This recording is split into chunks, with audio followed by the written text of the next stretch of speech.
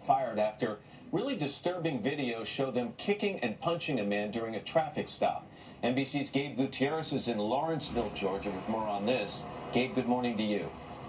Matt, good morning. This scandal quickly mushroomed for this department. At first, one officer was fired after that video surfaced. Then, just hours later, a second part of the encounter caught on another camera also emerged, shocking the police chief and costing a second officer his job.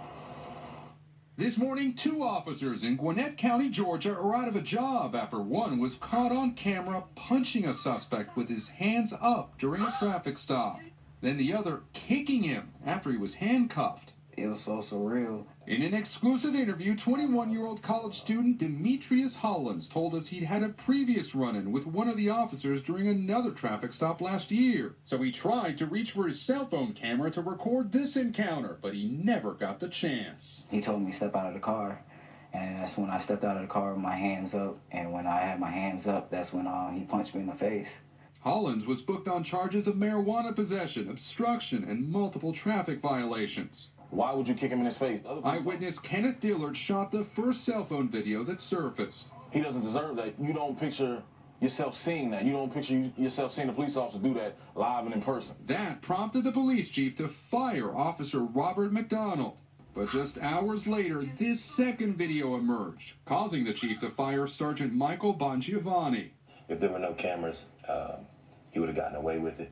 The initial police report said Hollins' red Acura did not have a license plate and that he was tasered and handcuffed after he refused to get out of the car. The incident that was depicted upon that video was not mentioned or described in those reports. There's literally no excuse for behavior like this.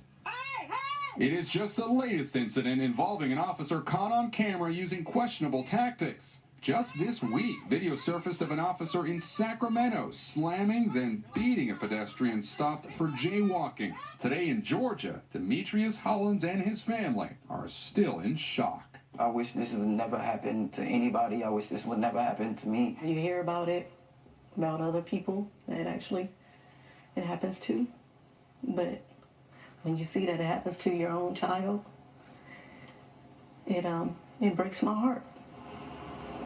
Both officers could face criminal charges. The police chief says that Officer McDonald took responsibility when confronted with the video, but that the sergeant had a slightly different reaction, telling investigators, quote, "It's different out on the streets."